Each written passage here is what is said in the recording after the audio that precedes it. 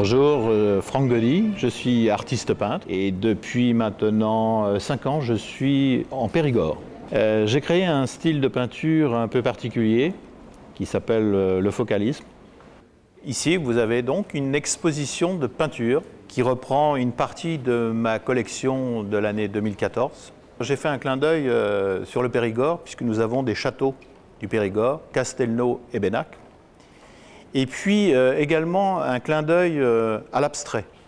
Alors l'abstrait qui rentre également dans mon style de peinture puisqu'il est cloisonné dans des formules carrées.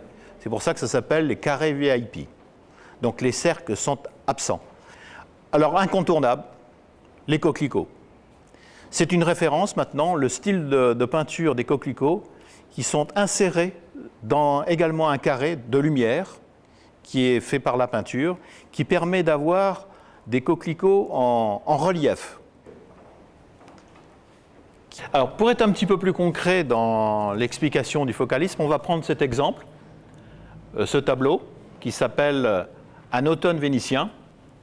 Alors, j'ai constitué ce tableau avec du figuratif classique. Je reprends des parties du tableau pour les mettre en évidence. Alors, vous avez ici un cercle, un deuxième cercle, un troisième cercle et un quatrième. Et ensuite, je joue sur les couleurs.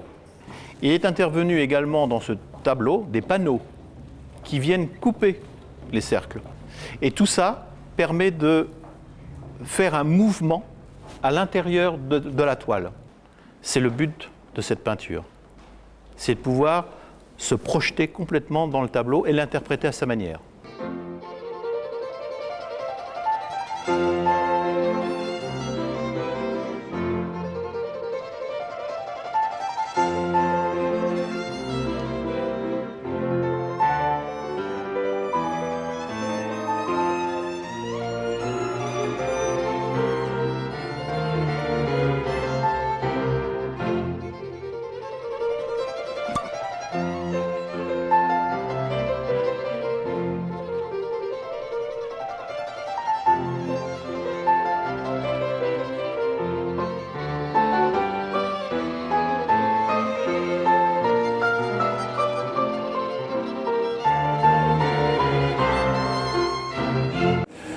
Oui, ce tableau m'inspire beaucoup de choses et je suis assez stupéfait de cette force qu'il représente parce qu'il y a un petit côté mystique, ça c'est ce que je ressens du moins, avec une lumière qui nous incite à aller voir qu'est-ce qu'il y a derrière. Il m'est difficile de vous parler de peinture, pour moi c'est plus un ressenti et des couleurs dominantes. Ces tons fauves me plaisent beaucoup. Je viens de faire l'acquisition d'un que j'ai beaucoup aimé, le coup de cœur.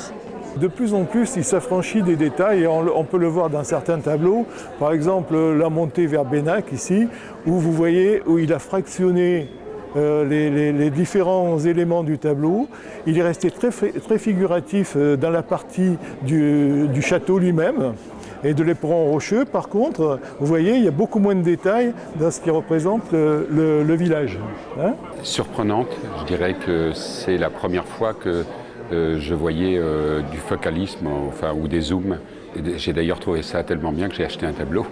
Oui, j'aime bien sa peinture, qui est à la fois presque un peu froide et statique, mais dedans il y a toujours quelque chose qui s'envole.